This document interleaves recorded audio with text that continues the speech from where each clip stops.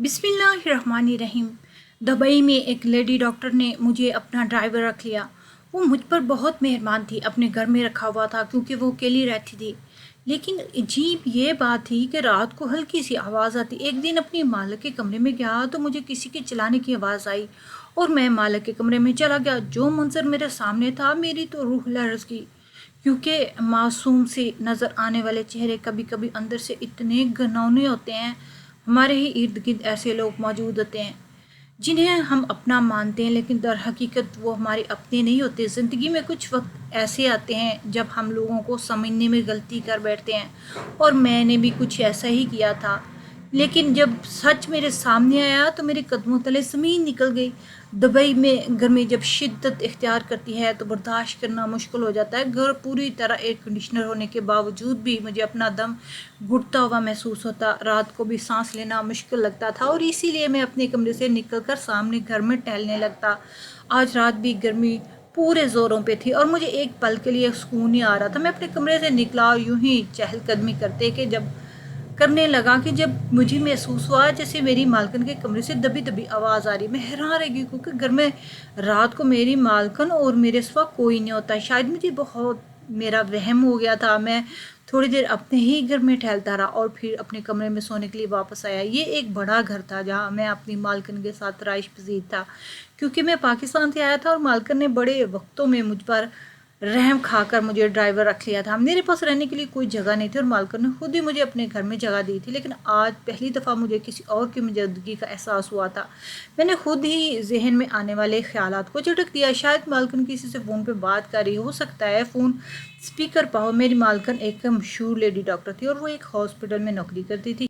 शायद हॉस्पिटल से किसी का फ़ोन हो। मालकिन बहुत रहमदिल और नेकर थी, अपने मरीज़ों की खातिर जान देती थी। मैंने मालकिन में गुजारे हुए 6 महीनों में कभी कोई बुराई नहीं देखी थी। लेकिन अगली रात फिर मुझे बेचैन कर गया और मैं यहाँ वहाँ चक्कर काटने लगा। एक दफ़ा फिर मैं मालकिन के करीब पहुँचा तो मुझे वहीं की आवाज़ सुनाई देने लगी। ये फ़ोन स्पीकर की आवाज़ मालूम नहीं हो रही थी।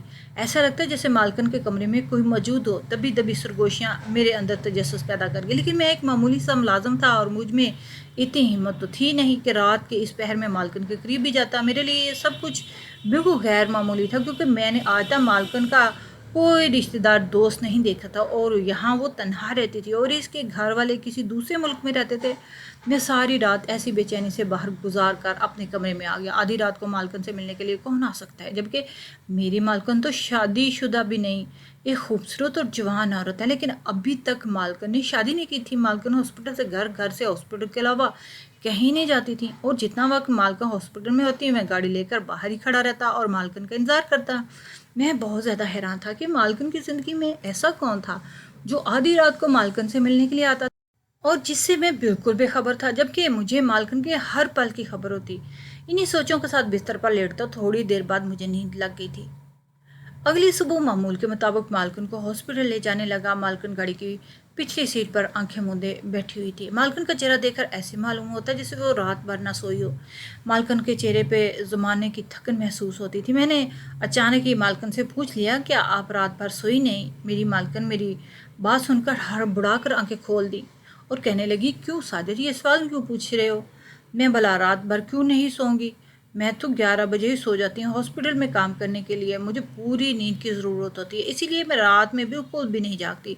मालकिन की बात सुनकर तो मैं हक्का बक्का रह गया, क्योंकि मुझे अच्छी तरह मालूम था कि मालकिन रात को सो नहीं रही थी, बल्कि इसके कमरे में तो कोई और मौजूद था। लेकिन मालकिन ने तो सिरे से ही झूठ बोला था। मालकिन को बोला मुझसे झूठ बोलने की क्या ज़रूरत पेश आ गई थी? मैंने एक गहरी नज़र मालकिन के चेहरे पर डाली। जवाब शीशे से बाहर दिखते हुए किसी सोच में गुम थी। हॉस्पिटल आ गया था और मालकिन गाड़ी से उतरकर हॉस्पिटल अंदर चली गई। लेकिन मैं गाड़ी में बैठकर मालकिन के सूट के बारे में सोच रहा था। मैं एक मामूली सा मुलाजिम था, इनको मुझसे झूठ बोलने की बिल्कुल भी ज़रूरत नहीं थी। यकीनन कोई ना कोई ऐसी बात थी जो मालकिन छुपाने की कोशिश कर रही थी। मेरे जहन में मालकिन के लिए जो ख्याल आ रहे थे मैं वो सोचना भी नहीं चाहता था, क्योंकि मेरी नज़र में मालकिन एक बाहिया और बाकिरदार औरत थी। शाम के वक्त मालकिन हॉस्पिटल से निकली और सीधे घर आकर अपने कमरे में चली गई। मुझे भी इसके बाद कोई काम नहीं था, इसलिए मैं भी अपने कमरे में आकर आराम करने चला गया। गर्मी ने इस कदर जोर पकड़ रखा था कि हर कोई अपने घरों में कैद था। दुबई में वीकेंड पर सब लोग अपने घरों से निकलकर शॉपिंग मॉल जाया करते थे, बाकी सारा हफ्ता सब लोग ही मसरूफ़ रहते। मैं भी वीकेंड पर मालकन को मुख्तलिफ मॉल से ले जाया करता, और इससे पहले सारा हफ्ता सिर्फ घर से हॉस्पिटल और हॉस्पिटल से घर का एक ही रोज़ चक्कर लगाना होता। मेरी नौकरी बहुत ही पुरस्कून और आरामदेह थी। मुझे किसी चीज़ की कोई तकलीफ नहीं थी, अगरचे मैं दुबई किसी और मकसद के तहत आया था, लेकिन अब मैं अपनी नौकरी से बहुत खुश था। सारा वक्त मैं अपने कमरे में ही रहा और रात को जानबूझकर कमरे से बाहर निकला, क्योंकि मुझे अभी दबी दबी आवाज़ों के बारे में जानना चाहता था। मालकन के कमरे से थोड़ी ही दूर मुझे वो आवाज़ें दोबारा से सुनाई देने लगी। मैं वहीं ठहर गया, और वो आवाज़ें इस कदर हल्की थी कि मुझे पूरी तरह कुछ भी सुनाई नहीं दे रहा था। न जाने कौन मालकन से मिलने के लिए रात को इस वक्त छुप कर घर आया करता था, जिसके बारे में मालकन मुझे भी बताना नहीं चाहती थी। कुछ देर बाद मैं अपने कमरे में वापसी के लिए पलटने लगा तो मुझे मालकन के कमरे से चीख की आवाज़ आई, और मुझसे रहा ना गया। मैं तेज़ से मालकन की कमरे की तरफ बढ़ा, और जैसे ही दरवाजे को हाथ लगाया तो दरवाज़ा खुलता ही चला गया। अंदर के मंजर ने मुझे दहला के रख दिया। मेरी मालकन तो अपने कमरे में 2 आदमियों के साथ। अंदर का मंजर मेरे लिए नाकाबिले बयान था। जैसा दिखाई देता है वैसा हरगिज़ भी नहीं होता। मैं अपनी मालकन को बहुत ही नेक और बाहिया और समझता था, लेकिन जो कुछ मैंने देखा था इसके बाद जैसे सब कुछ बदल के रह गया। मैं आज से 8 महीने पहले बड़े बड़े ख्वाब आंखों में लिए दुबई आया था। मेरी वालदा ने अपनी ज़िंदगी की सारी जमा पूंजी लगाकर अपने एक जानने वाले के तवसत से मुझे दुबई भेजा। मेरी वालदा के इस रिश्तेदार ने वालदा को बताया कि दुबई में बहुत आसानी से नौकरी मिल जाती है। उसने वालदा से 5 लाख रुपए लेकर मुझे दुबई का वीज़ा और पासपोर्ट पकड़ा दिया, और मैं बगैर किसी नौकरी के ही ये सोचकर दुबई चला आया कि यहाँ आते ही मुझे मेरी मनपसंद नौकरी मिल जाएगी। मैं दुबई को ख्वाबों की नगरी समझ रहा था, लेकिन यहाँ आने के बाद मुझे हकीकत का अदराक हुआ। बगैर मेहनत के इंसान को कुछ हासिल नहीं होता। मैं एक छोटे से होटल में रहते हुए नौकरी ढूंढने की कोशिश कर रहा था, लेकिन मुझे कोई नौकरी नहीं मिल रही थी। एक होटल में मुझे बर्तन धोने की नौकरी मिल गई, तो मैंने इसी को गनीमत जान लिया और बर्तन धोने का काम करने लगा। मेरी वालदा रोज़ मुझे फ़ोन करके कहती हैं कि मैं अपनी वालदा को और झूठे दिलासे देता रहता। यहाँ आने के बाद मुझे पता चला कि मेरे पास सिर्फ 3 महीने का ही वीज़ा था, और फिर मुझे वापस चले जाना था। मेरी समझ में नहीं आ रहा था कि मैं अपनी वालदा को क्या जवाब दूँ। मुझसे दुबई की गर्मी भी बर्दाश्त नहीं हो रही थी। बर्तन धोकर होटल से वापस अपने कमरे तक आने के लिए मुझे पैदल सफ़र करना पड़ता, और गर्मी की शिद्दत से मेरी तबीयत ख़राब हो जाती। ऐसे एक दिन बर्तन धोकर होटल से निकला तो बीच रोड में चकरा कर बेहोश हो गया, और जब मुझे होश आया तो मैं हॉस्पिटल के एक बिस्तर पर पड़ा हुआ था, और एक खूबसूरत सी लेडी डॉक्टर मेरे सर पर खड़ी थी। मेरे सर पे पट्टी बंधी हुई थी, सर में बहुत ही टीसें उठ रही थी। वो लेडी डॉक्टर मुझसे मेरे बारे में पूछने लगी, तो मैंने सब कुछ सच सच बता दिया। मेरे बारे में जानकर वो कहने लगी कि मैं इसकी गाड़ी से टकरा गया था। वो तो खुदा का आसान मानो कि मुझे ज़्यादा चोटें नहीं आई थी, क्योंकि गाड़ी की रफ्तार बहुत तेज़ नहीं थी, और वहीं मुझे उठाकर हॉस्पिटल ले आई थी। लेडी डॉक्टर ने मेरी हालत देखते हुए मुझे अपने घर चलने का कहा। वो कह रही थी कि मेरा ये हाल इसकी वजह से हुआ, इसलिए वो मुझे अपने घर पर रखकर ठीक करना चाहती है। पहले तो मैं इनकार कर दिया, लेकिन फिर इसके इसरार पर मैं मान गया और होटल का किराया भरना अब मेरे बस की बात नहीं थी। 2 दिन डॉक्टर ने मुझे अपनी ज़ेरे निगरानी रखा, और मैं बिल्कुल ठीक हो गया। 2 दिन बाद मैंने इससे इजाज़त चाही, तो वो कहने लगी कि इसे ड्राइवर की शदीद ज़रूरत है, और अगर वो मुझे ड्राइविंग आती है तो मुझे मुझे मुस्तकिल तौर पर अपने पास मुलाज़म रख सकती है। मैं पाकिस्तान में अपने दोस्तों की गाड़ियाँ चलाता रहता था, इसलिए मुझे अच्छे से ड्राइविंग आती थी। ये बात सुनकर मैं बहुत खुश हो गया, और कहने लगा कि मैं इसके घर में रह सकता हूँ और इसके लिए ड्राइवर की नौकरी कर सकता हूँ। वो मुझे एक माकूल रकम देगी। लेडी डॉक्टर की बात पर मैं हैरान रह गया कि मुझ जैसे अजनबी पर कैसे इतना भरोसा कर सकती है, लेकिन मेरे लिए तो यही बात काफ़ी थी कि वो मुझे नौकरी मिल रही थी। मैंने बिना सोचे समझे ही हामी भर ली, और इस दिन से ही मैं मालकन के पास नौकरी करने लगा। मालकन बाकायदगी से नमाज़ पढ़ती, घंटों खुदा के आगे सजदे में बैठी रहती। मेरे लिए तो वो एक नेक पाकीज़ा सी फरिश्ता सफ्त औरत थी। मालकन ने मुझे अपने घर में सिर्फ जगह ही नहीं दी, बल्कि इज़्ज़त भी दी थी। मुझे कभी ऐसे महसूस नहीं होता था कि वो एक मामूली सा मैं उनका मुलाज़िम हूँ। मेरी उम्मीद से बढ़कर वो मुझे तनख्वाह मिल रही थी, जैसे मैं खुशी खुशी अपनी माँ को भेज दिया करता। मालकन ने मेरा वीज़ा बढ़वा दिया था, और दिन इतनी तेज़ी से गुजरे कि मुझे यहाँ नौकरी करते 6 महीने होने वाले थे। लेकिन पिछले कुछ दिनों से जो दबी दबी आवाज़ें सुनाई दी गई थी, इन्होंने मेरे अंदर एक दिलचस्प पैदा कर दिया। और जब میں نے مالکن کا دروازہ کھولا تو اندر کے منظر نے مجھے پوری طرح میرے ہوش ہی اڑا دے۔ میں سوچ بھی نہیں سکتا تھا کہ آدھی رات کو مالکن اپنے کمرے میں 2 آدمیوں کے ساتھ ہوگی۔ مجھے دیکھتے ہی مالکن کے چہرے کا تو رنگ ہی اڑ گیا اور وہ غصے میں کہنے لگی کہ آدھی رات کو میرے کمرے میں کیوں آئے ہو؟ میں مالکن کو پہلی دفعہ اتنی تیز لہجے میں بات کرتے ہوئے دیکھ رہا تھا۔ میں نے ہکلاتے ہوئے کہا کہ آپ کی چیخوں کی آوازیں سنائی دی تھیں، اس لیے دوڑا چلا آیا کہ کہیں آپ کسی پریشانی میں تو نہیں ہیں۔ وہ 2 آدمی مجھے گھورتے رہے۔ مالکن نے غصے میں کہا کہ تم اپنے کمرے میں واپس جاؤ اور اپنے کام سے کام رکھو، آئندہ رات کے وقت میرے کمرے کی طرف نظر بھی نہ اٹھانا۔ میں الٹے قدموں اپنے کمرے میں واپس آ گیا، لیکن میرے اندر ایک بے چینی سی بھر گئی تھی۔ میری مالکن غیر شادی شدہ لیڈی ڈاکٹر تھی اور وہ آدھی رات کو 2 مردوں کے ساتھ کمرے میں ایسا کیا کر رہی تھی کہ اس کی چیخوں کی آوازیں آئیں۔ میں سچ جانے بغیر نہیں رہ سکتا تھا، لیکن میں جانتا تھا کہ مالکن مجھے کبھی کچھ نہیں بتائے گی۔ جب میں کمرے میں داخل ہوا تو ایک آدمی نے مالکن کو زور سے بازو سے پکڑ رکھا تھا اور وہ مالکن کے بہت ہی زیادہ قریب تھا۔ مالکن نے اس کے درمیان فاصلہ نہ ہونے کے برابر تھا مالکن اور اس کے درمیان فاصلہ نہ ہونے کے برابر تھا اور اسی بات نے مجھے حیران کر دیا کہ مالکن جیسی نیک عورت کیسے اس وقت ایک وقت میں 2 آدمیوں کے ساتھ رہ سکتی ہے۔ اگلی صبح بھی مجھ سے کوئی بات کیے بغیر ہی گاڑی میں بیٹھ گئی، لیکن مالکن کا چہرہ آج بھی سرسوں کی طرح پیلا ہو رہا تھا۔ رات بھر کی تھکن ان کی آنکھوں میں صاف دکھائی دے رہی تھی۔ میں نے مالکن سے خود ہی نظریں چرا لی۔ مجھے اس بات کا خوف آ رہا تھا کہ اگر مالکن نے مجھے نوکری سے نکال دیا تو میرے پاس رہنے کے لیے کوئی اور ٹھکانہ نہیں ہوگا اور نہ ہی نوکری۔ مجھے اگلی رات کا انتظار تھا۔ میں نے سوچ لیا تھا کہ میں خود ہی سچ کا پتہ لگا لوں گا۔ مالکن رات کے کھانے کے بعد تھوڑی سی چہل قدمی کر کے اپنے کمرے میں چلی گئی اور اسی وقت کا فائدہ اٹھا کر مالکن کے کمرے میں چھپ گیا تھا۔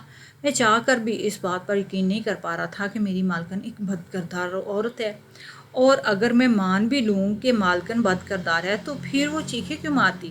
مالکن کا چہرے کا رنگ دن بدن پیلا پڑتا جا رہا تھا۔ میں مالکن کے کمرے میں چھپا ہوا تھا۔ مالکن چہل قدمی کر کے تھوڑی ہی دیر میں اپنے کمرے میں آ کر لیٹ گئی۔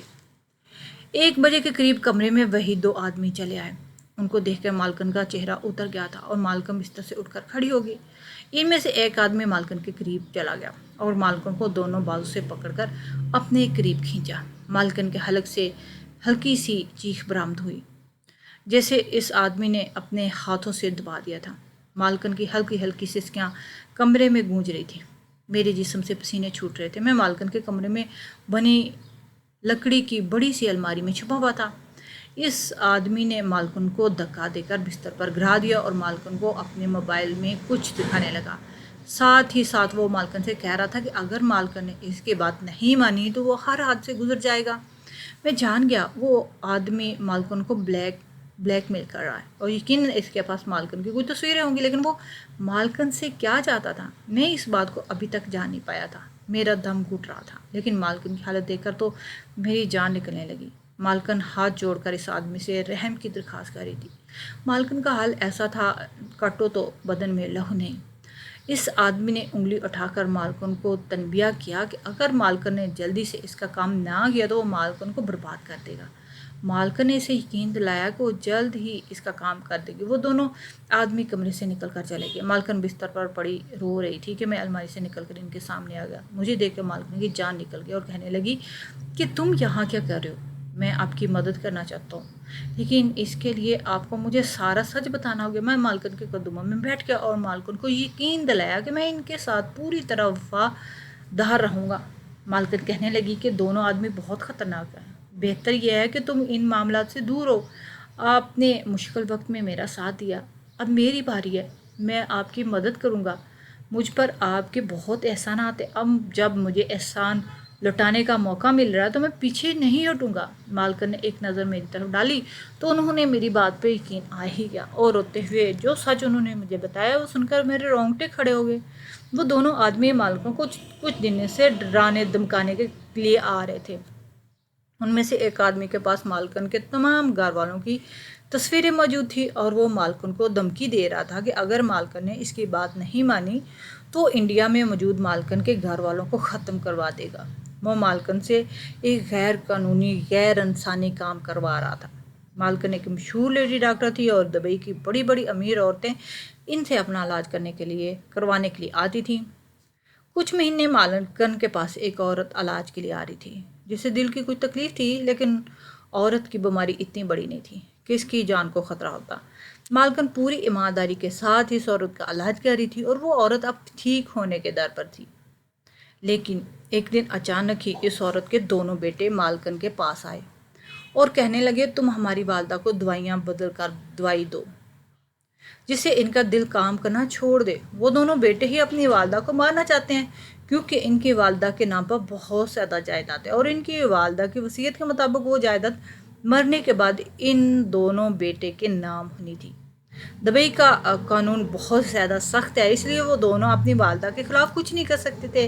اس لیے انہوں نے سوچا کہ کیوں نہ ڈاکٹر کے ذریعے اپنی والدہ کو ختم کروا دیا جائے تاکہ سانپ بھی مر جائے اور لاٹھی بھی نہ ٹوٹے۔ مالکن ایک نیک اور ایماندار ڈاکٹر تھی اور یہ بات انہیں کسی صورت گوارا نہیں تھی کہ وہ ایک صحت مند عورت کو غلط دوائی دے کر موت کی دہلیز پر پہنچا دے۔ اس لیے مالکن نے ان دونوں کو صاف انکار کر دیا اور ان کی رپورٹ پولیس میں درج کروانے کی دھمکی دی۔ لیکن وہ دونوں بھائی بہت ہی شاطر دماغ تھے، انہوں نے مالکن کے گھر والوں کا سراغ لگا لیا اور وہ مالکن کے گھر والوں کو موت کے گھاٹ اتارنے کی دھمکیاں دینے لگے۔ مالکن کے گھر والے انڈیا کے ایک چھوٹے سے قصبے میں رہتے تھے اور وہاں انہیں موت کے گھاٹ اتارنا کوئی مشکل کام نہیں تھا۔ اپنے گھر والوں کے بارے میں جان کر مالکن کی تو جان ہی نکل گئی اور انہوں نے پولیس میں رپورٹ درج کروانے کا ارادہ ملتوی کر دیا۔ لیکن وہ چاہ کر بھی ان دونوں کی والدہ کو غلط دوائیاں نہ دے سکی۔ وہ دونوں کچھ عرصے سے ہر رات مالکن کے پاس آتے اور مالکن کو بری طرح ڈراتے دھمکاتے۔ مالکن کسی نہ کسی بہانے سے انہیں روکتی آ رہی تھی، لیکن اب ان دونوں کا صبر ختم ہو چکا تھا اور وہ جلد سے جلد اپنی والدہ کو موت کے گھاٹ اتارنا چاہتے تھے۔ انہوں نے مالکن کو 2 دن کا وقت دیا کہ اگر مالکن نے 2 دن میں کچھ نہیں کیا تو وہ مالکن کے سارے گھر والوں کو ختم کروا دیں گے۔ مالکن ساری بات بتاتے ہوئے بری طرح رونے لگی۔ وہ اس قدر بری طرح پھنس گئی تھی کہ اس کے پاس کوئی راستہ نہیں تھا۔ یہ دونوں آدمی مالکن کی کمزوری کا فائدہ اٹھا رہے تھے۔ وہ جانتے تھے کہ مالکن یہاں پر تنہا رہتی ہے، کچھ جائیداد کی خاطر وہ سنگ دل اپنی والدہ کو مروانے کی تیاری کر بیٹھے تھے، تو مالکن کے گھر والوں کو مارنا ان کے لیے کیا مشکل تھا۔ میں جو مالکن کو لے کر غلط باتیں سوچ رہا تھا، سارا سچ جانے کے بعد مجھے اپنی سوچ پر بہت شرمندگی ہونے لگی۔ مالکن تو واقعی ایک نیک ڈاکٹر تھی۔ میں نے مالکن سے کہا کہ آپ کو ڈرنے کی بالکل ضرورت نہیں ہے، اب آپ میری ذمہ داری ہیں، اب میں آپ کے ساتھ ہوں۔ مالکن کہنے لگی کہ وہ دونوں آدمی مجھ پر پوری طرح نظر رکھتے ہیں اور میں گھر سے ہاسپٹل اور ہاسپٹل سے گھر کے علاوہ اور کہیں جا نہیں سکتی۔ میں نے مالکن سے کہا آپ فکر نہیں کریں، آپ کہیں نہیں جا سکتے، لیکن میں تو جا سکتا ہوں۔ مالکن میری شکل دیکھنے لگی۔ آپ فکر نہیں کریں، میں خود پولیس کے پاس جاؤں گا، انہیں ایک ایک بات بتاؤں گا۔ وہ دونوں بھائی جب ایک ساتھ گرفتار ہو جائیں گے تو آپ کے گھر والوں کو نقصان پہنچانے کے لیے کوئی باقی نہیں بچے گا۔ خیر، میری بات سن کر مالکن کو کچھ اطمینان ہوا۔ اگلے دن میں نے مالکن کو ہاسپٹل چھوڑا، مالکن کی گاڑی کو ہاسپٹل کی پارکنگ میں ہی کھڑا کیا اور خود چپکے سے گاڑی سے نکل کر ٹیکسی لے کر پولیس اسٹیشن پہنچ گیا۔ میں نے ہر بات پولیس والے کے سامنے گوش گزار کر دی اور اس کے کچھ ہی دیر بعد پولیس نے ایکشن لے لیا اور ان دونوں کو گرفتار کر لیا۔ مالکن نے بھی اپنے مریض کو سب کچھ سچ بتا دیا۔ وہ دونوں گرفتار ہو چکی تھی۔ ان کی والدہ نے بتایا کہ وہ دونوں اس کے سکے بیٹے نہیں ہیں بلکہ ان کے شوہر کی پہلی بیوی کی اولاد ہیں، لیکن انہیں اس بات کا اندازہ نہیں تھا کہ دولت کی خاطر وہ دونوں بیٹے ہی اس کے دشمن بن جائیں گے۔ انہوں نے پال پوس کر بڑا کیا تھا، ان کی جان لینے کی کوشش کر رہے تھے۔